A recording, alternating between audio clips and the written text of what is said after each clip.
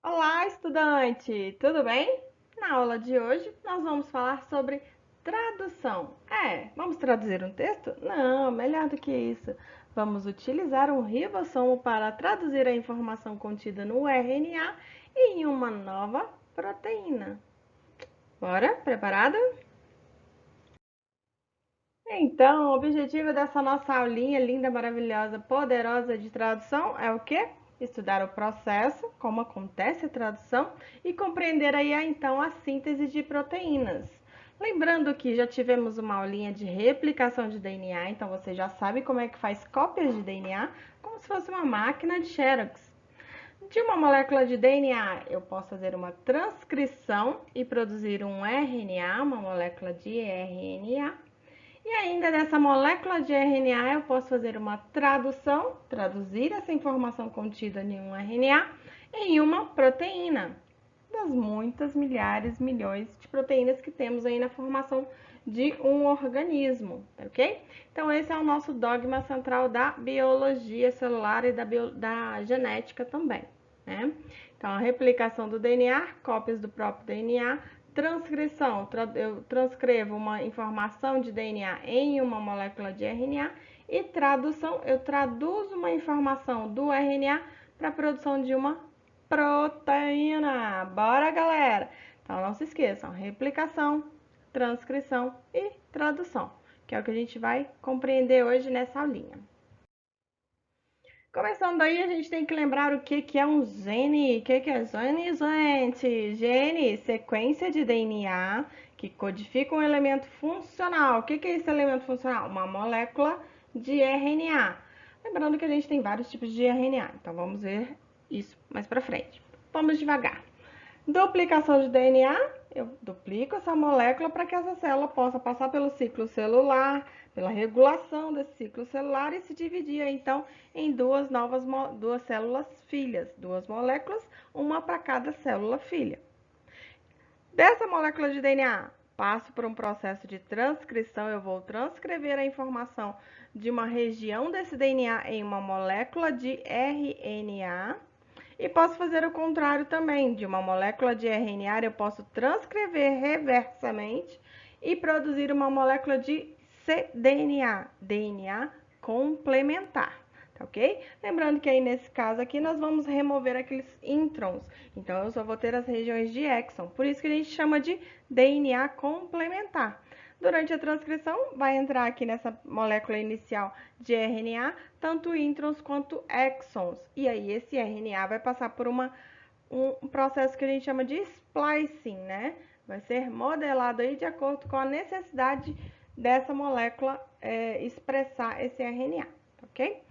E aí, partindo desse RNA, então, nós vamos para a tradução, que aí eu vou traduzir essa informação contida numa fita única de RNA, né, que tem lá os seus nucleotídeos, as suas bases nitrogenadas. Lembrando que aí nesse caso eu tenho uma uracila e não uma timina, como eu teria no DNA. Então, essa informação contida nessa molécula de RNA vai me dar uma proteína final, funcional e linda, maravilhosa. Então, de uma molécula de DNA eu transcrevo em RNA, eu traduzo em proteína. Lembrando que temos uma informação de DNA gênico e DNA extragênico. DNA gênico é aquele que está dentro dos nossos genes, extragênico, fora dos nossos genes funcionais, tá? Mas que também vão promover informações para que a célula atue aí dentro do metabolismo celular normal. E ainda lembrem-se que temos o DNA nuclear dentro do núcleo de uma célula e ainda o DNA mitocondrial.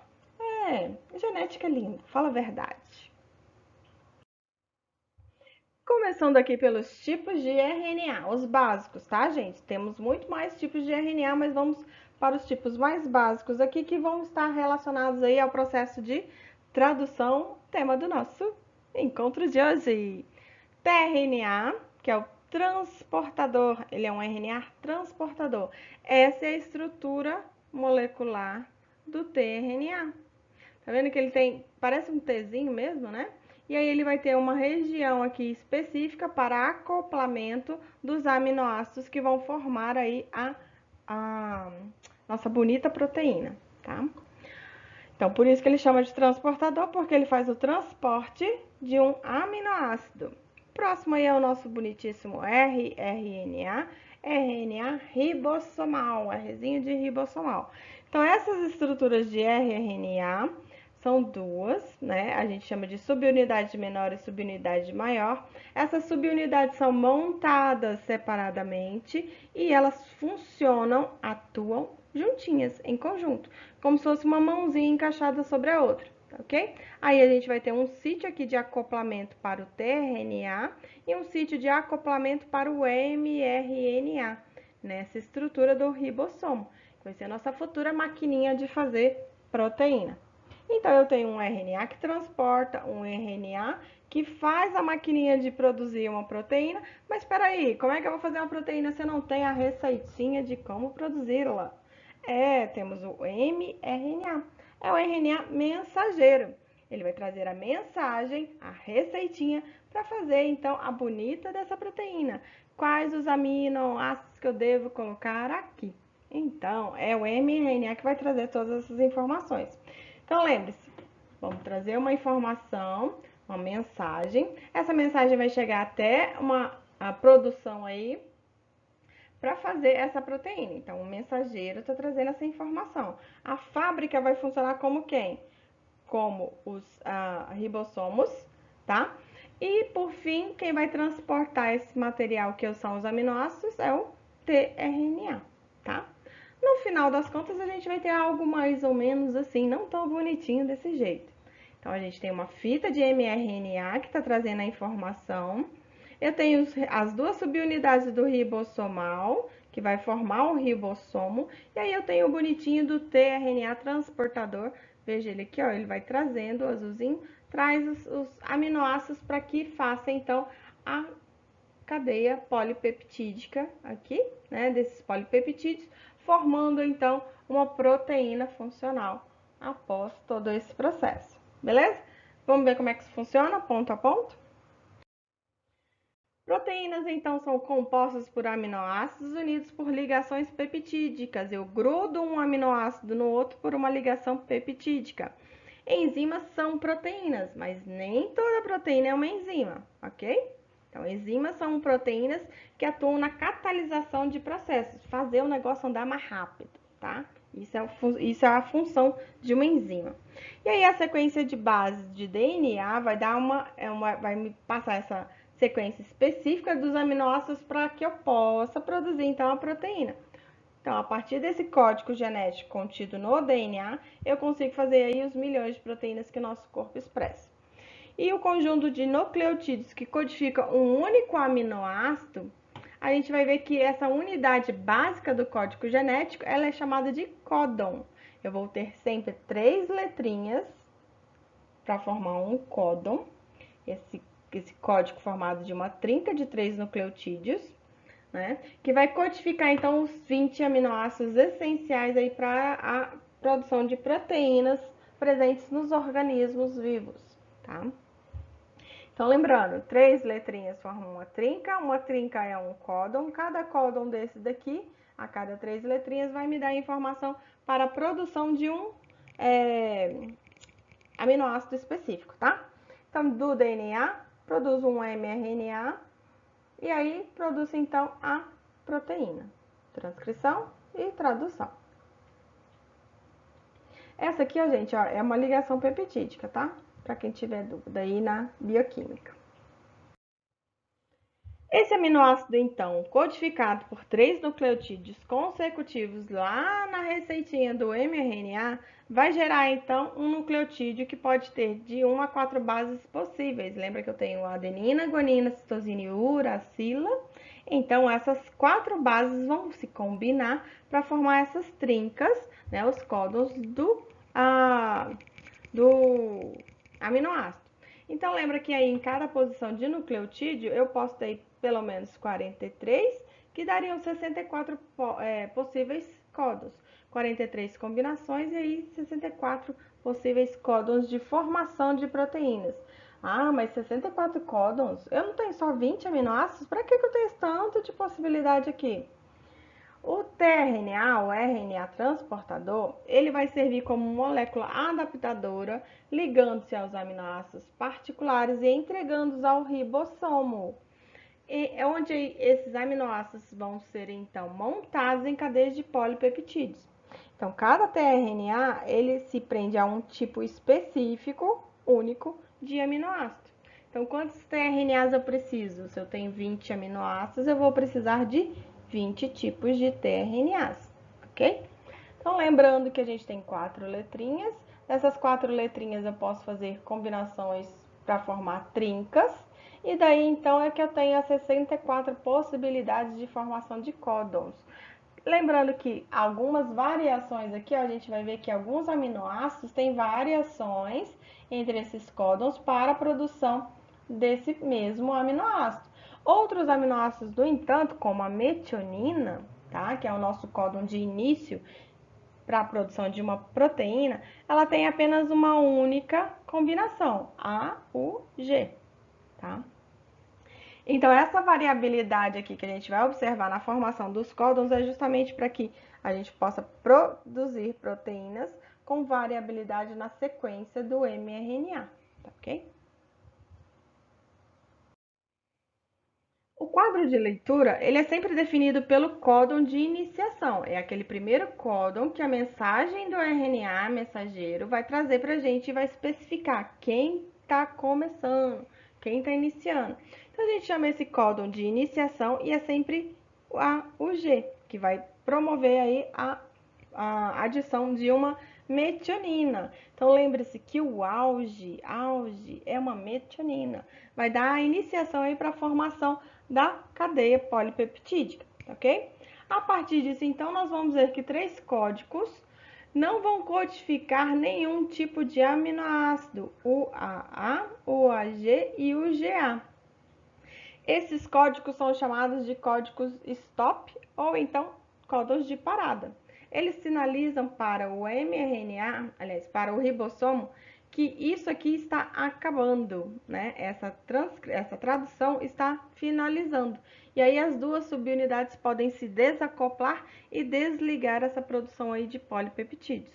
Então, sempre que encontra um códon de parada, nenhuma molécula de tRNA com aminoácidos vai se parear com aquele códon de terminação, porque é um códon de parada, óbvio.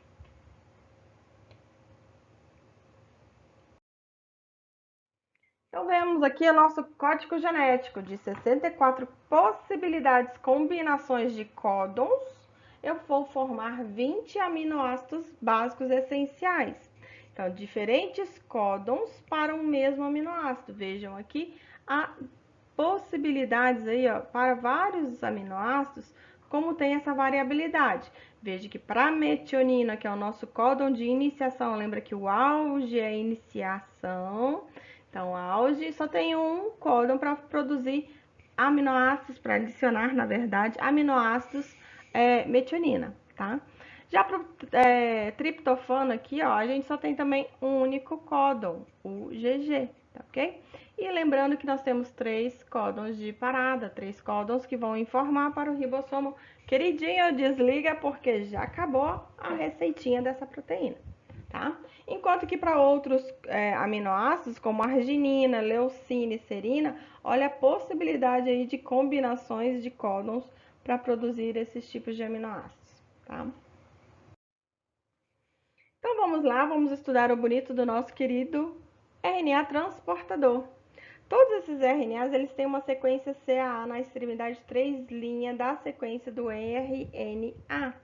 E o grupo carboxila do aminoácido é sempre ligado a esse nucleotídeo adenina na extremidade 3' do RNA transportador. Então, eu tenho uma linha aqui, né, de RNA, uma fita simples de RNA, que acaba se combinando e fazendo pontes de hidrogênio aqui entre as sequências nucleotídicas para dar essa estrutura em formato de T. Na pontinha 3' eu vou ter sempre essa combinação de CCA, tá? Então, essa aqui é a nossa haste receptora, onde vai fazer aí a ligação da adenina de um aminoácido, aliás, de um aminoácido com a adenina dessa sequência aqui, ó, que é o azinho, a última porçãozinha aqui da região, ok?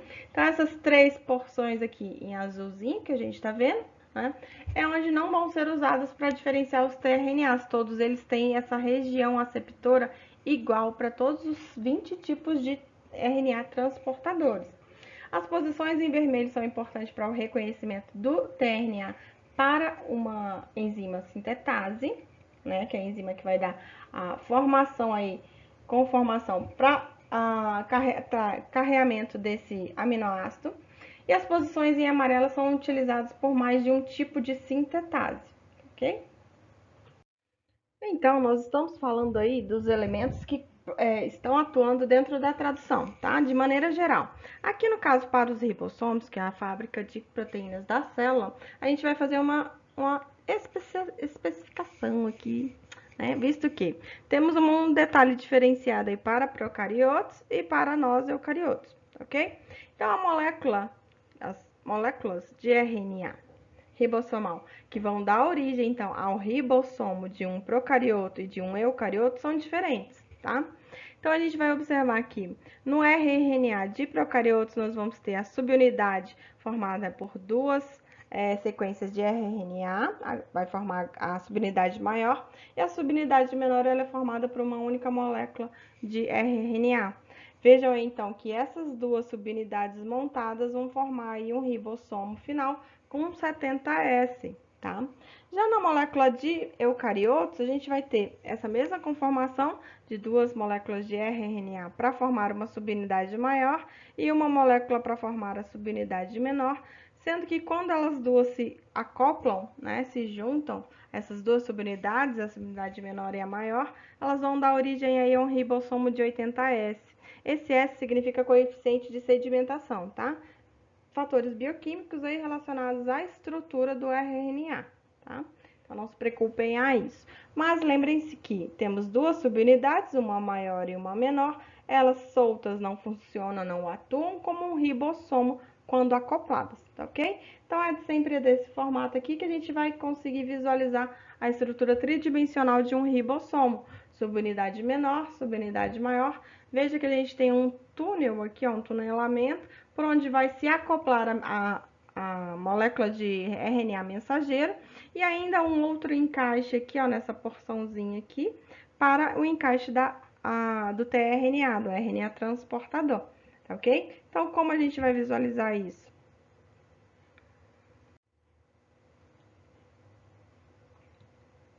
O ribossomo, bonitinho, fazendo aí as proteininhas, tá?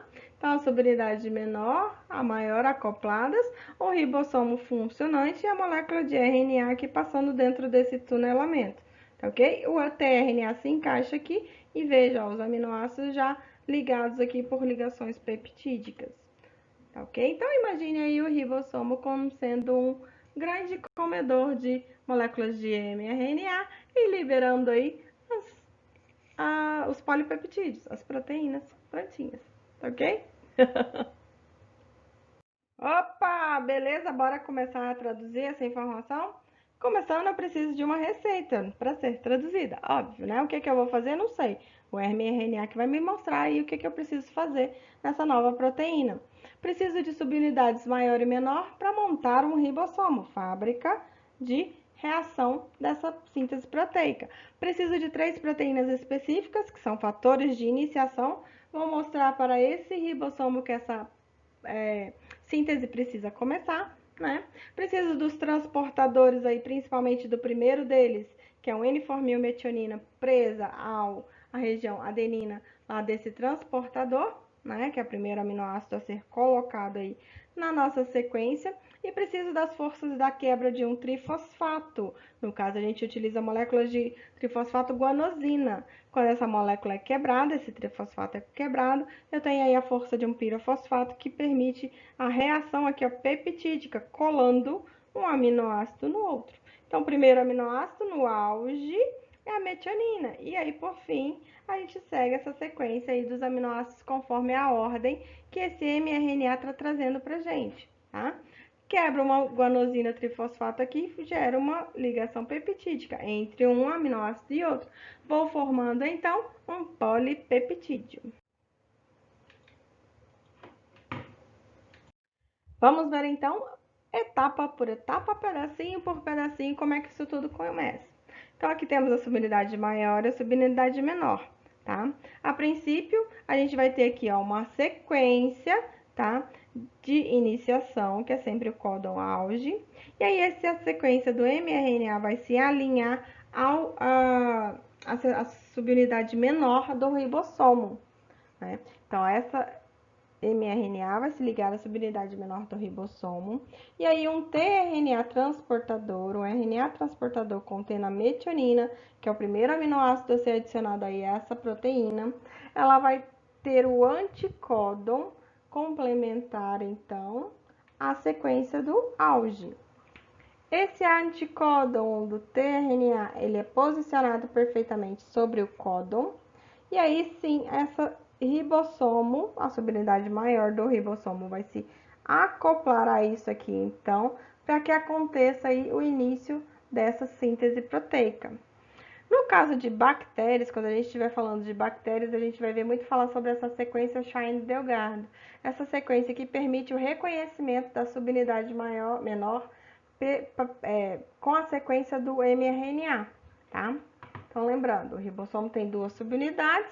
Essa fator de iniciação 3 é que ele vai se ligar à subunidade menor, evitando que a subunidade maior se ligue antes de acontecer aí o pareamento com a sequência do mRNA. Então, isso vai tornar possível que a subunidade menor se prenda ao mRNA. Para isso, eu quebro uma guanosina trifosfato, eu tenho força então de um pirofosfato para adição de uma segunda sequência aqui, uma segunda proteína que é um fator de iniciação. Então, esse tRNA carregado com a N-formilmetionina forma um complexo com esse fator de iniciação 2, mais a guanosina trifosfato. Então, essas três aqui bonitas formam um complexo. E aí, esse complexo ele é alocado aqui, então, sobre o anticódon. E aí, se liga a esse códon de iniciação, e aí a F1, que é a terceira proteína, nosso fator de iniciação, vai se ligar a essa subunidade menor, tá? Então, eu começo com a IF3 já ligada, a IF2 vem ligada ao transportador e a IF1 se liga posteriormente à subunidade menor. A partir desse complexo aqui todo montado, é que a subunidade maior do ribossomo vai reconhecer isso aqui como quase pronto, um início de maquinaria para a gente fazer a síntese proteica. Continuando aí com essa tradução, esse mRNA vai se ligar à subunidade menor do ribossomo, né, como já vimos.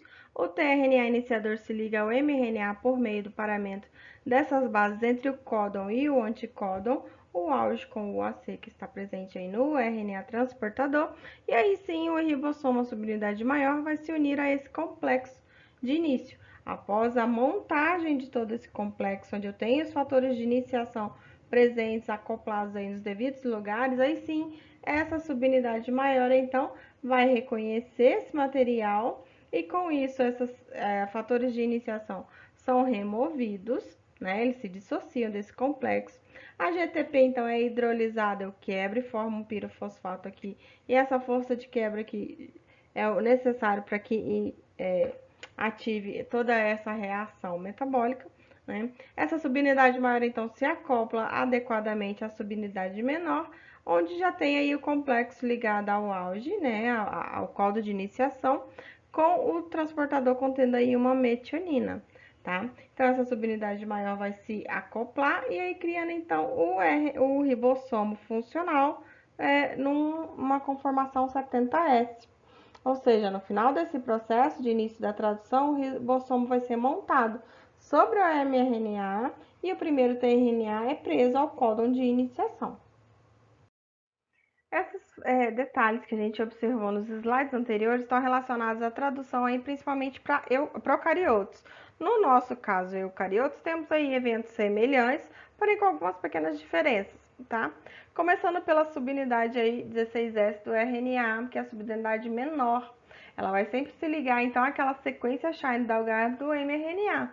Isso no procarioto. Nós, eucariotos, não temos uma sequência consenso análoga a essa Shine-Dalgarno, como essa aqui, ok? Então, nós não temos esse detalhe. O que nós vamos ter? Uma sequência COSAC. O que é essa sequência COSAC? O CAP, na extremidade 5' do mRNA eucariótico, tem o papel fundamental aí nessa iniciação. Porque a subunidade menor desse ribossomo eucariótico, né, onde a gente vai encontrar os fatores de iniciação e o RNA transportador, com o primeiro aminoácido a ser adicionado aí essa fita, que é a metionina, eles vão formar esse complexo de iniciação, que vai reconhecer esse cap e vai se ligar a ele. Esse complexo, então, se move ao longo da molécula de RNA, ela vai varrer, literalmente, vai procurar, né, até localizar o primeiro códon de iniciação, que é o auge. Aí a identificação desse códon de iniciação é facilitada justamente por causa dessa sequência que ela é consenso, ela é idêntica, né? A que a gente chama de sequência COSAC, que circunda então esse códon de iniciação. Então veja que aqui a gente tem um códon de iniciação e aí a gente vai ter essa formação da sequência COSAC, tá? E aí a iniciação em eucariotos requer pelo menos 7 fatores de iniciação. Lembra que nos procariotos nós tínhamos 3 fatores? Aqui nós temos 7, ok? Então, aqui a gente tem o códon de iniciação, o códon de parada, e aí no final do RNA mensageiro a gente sempre tem uma cauda poli-A, tá? Então, essas proteínas aí vão montar esse complexo, e aí uma das porções vai reconhecer essa cauda poli-A. Então, as proteínas se ligam à cauda poli-A, interagindo com as proteínas ligadoras do cap. O cap é sempre o comecinho lá da região 5' da molécula de mRNA. E aí acentuam a ligação do ribossomo com essa extremidade 5' do mRNA. É como se fosse uma indicação para o ribossomo. Olha, cara, é desse lado aqui que você tem que começar, entendeu? Começou então a tradução, já tivemos o início. Agora vamos fazer o alongamento dessa molécula, dessa proteína. Então, esses aminoácidos são unidos sempre por uma ligação peptídica para criar uma cadeia polipeptídica. Então, eu vou requerer sempre um complexo de 70S de iniciação, RNAs transportadores carregados com os aminoácidos para a sequência específica de cada códon, fatores de alongamento e também guanosina trifosfato para que haja aí a quebra dessa molécula de 3 fosfatos. Então, o ribossomo contém 3 sítios que podem ser ocupados por tRNAs. Veja aqui que a gente sempre vai ter, ó, nessa sequência do RNA, a gente vai ter esses sítios, E, P e A. O sítio aminoácido, que é o sítio A, o sítio P, que é o peptidil, e o sítio E, que é o sítio de exit, né? Em inglês, saída, tá ok? E aí, no final da iniciação, o ribossomo está já ligado ao RNA mensageiro e o primeiro ribossomo transportador ele é posicionado sobre o códon de iniciação, que é o auge, né, no sítio P. Então, o auge vai estar aqui e o primeiro transportador carregando a metionina vai ser adicionado a esse local. No sítio A adjacente, ele vai estar desocupado, vai estar vazio. Então, o próximo códon vai ser lido. Então, esse transportador vai ser passado para o lado de cá. Vai acontecer a ligação peptídica aqui entre os aminoácidos, né? E aí, esse sítio, então, vai ser ocupado dessa maneira aqui, tá? Então, aqui é onde vai estar sendo alongada a molécula polipeptídica. Então, a proteína. Então, veja que começando aqui no sítio peptidil, a gente tem o primeiro RNA transportador carregando a metionina, vai ocupar esse sítio P. Depois, a gente vai ter a primeira etapa aí, que é passar esse do sítio P para o sítio E.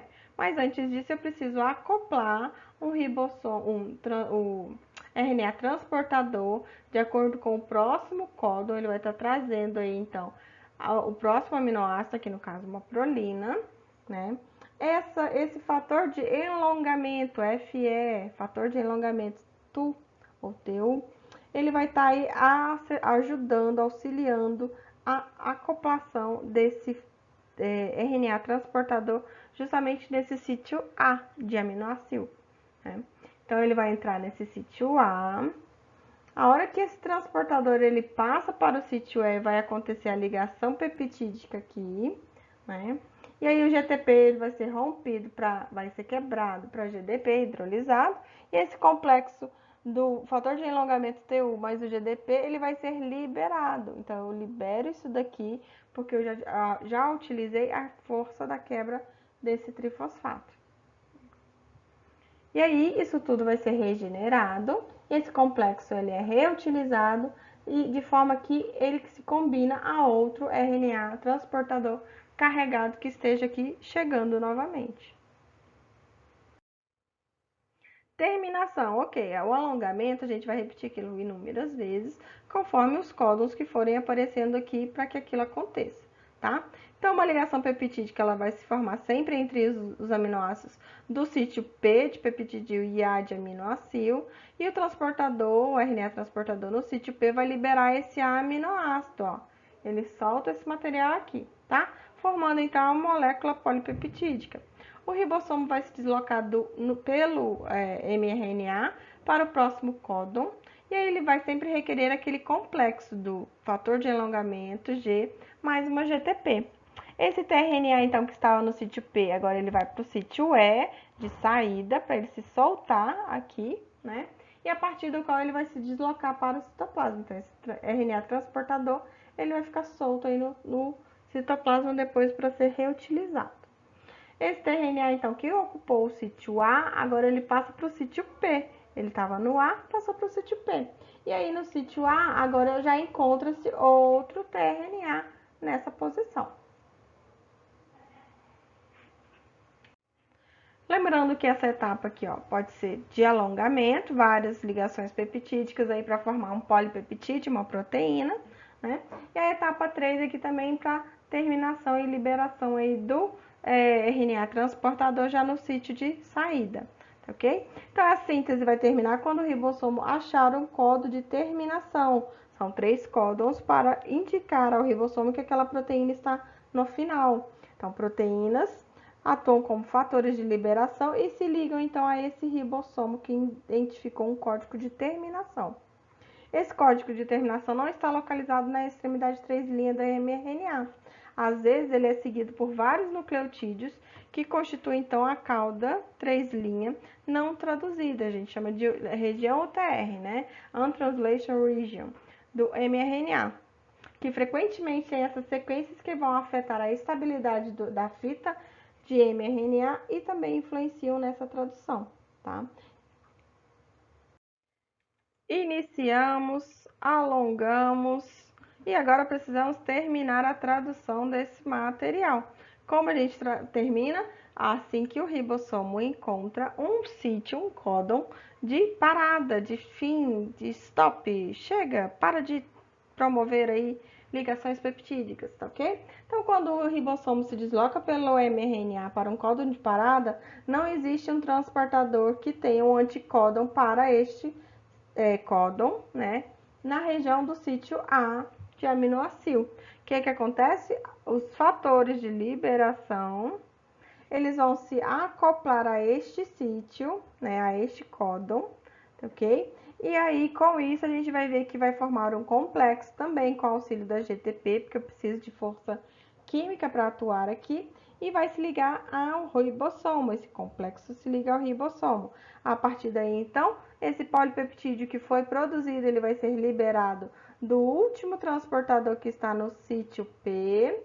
E depois disso, a gente vai ver o quê? Que esse material, o GTP aí, vai ser associado ao fator de liberação 3 e vai hidrolisar em GDP. Eu vou ter uma força da quebra de um trifosfato em um difosfato.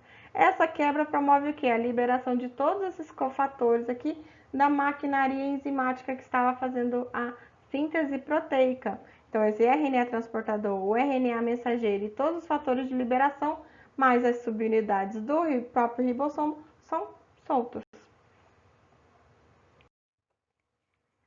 Vejam que, se a gente comparar a tradução bacteriana e a tradução eucariótica, a gente sempre vai ter diferenças aí, né?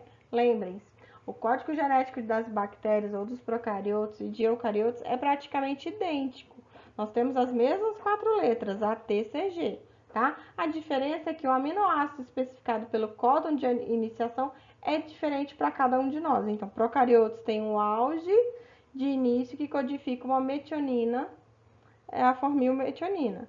Já nos eucariotos, o auge dá início a uma codificação de uma metionina não formilada, tá? A gente não tem uma marcação de formil na nossa metionina. Então, eucariotos não tem uma N-formilmetionina.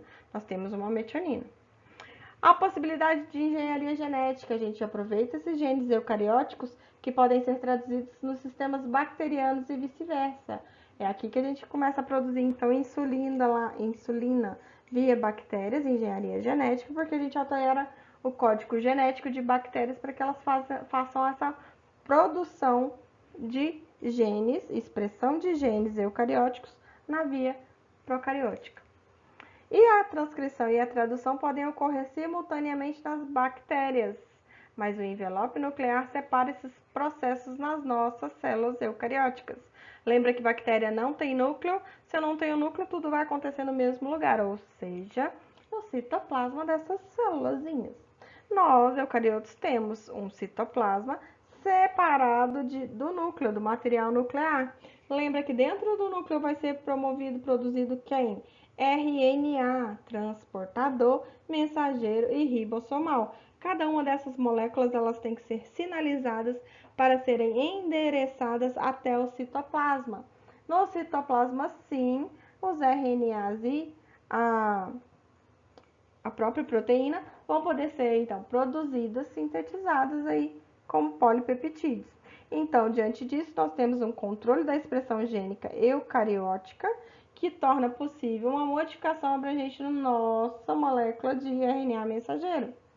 Ou seja, mRNA de células bacterianas tem uma vida curta, duram apenas alguns poucos minutos, porque é uma molécula sem proteções nas extremidades 5' e 3'.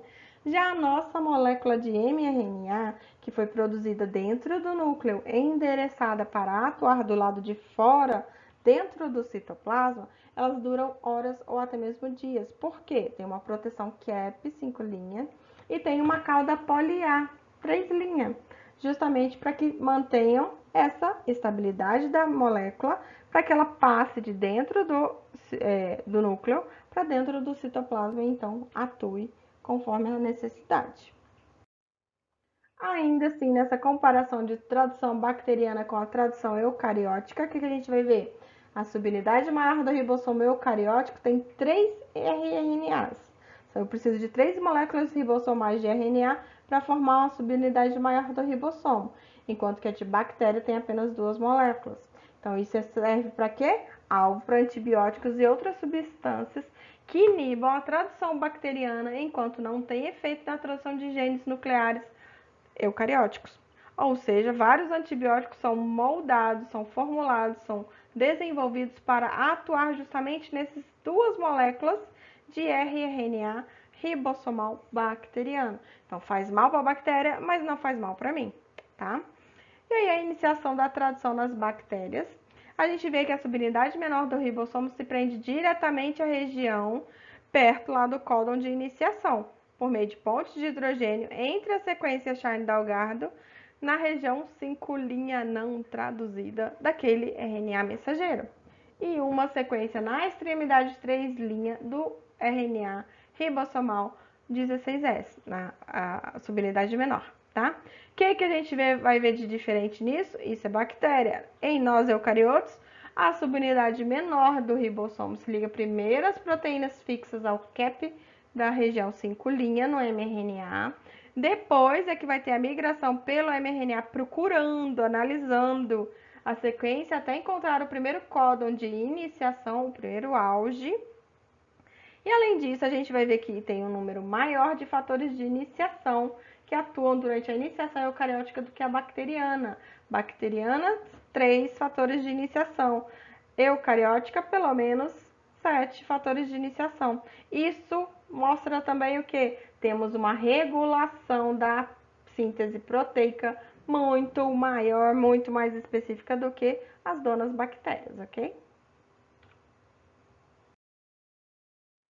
Então, aqui a nossa iniciação, reconhecimento da fita de mRNA, acoplamento das duas subunidades e aí sim eu tenho um ribossomo montado.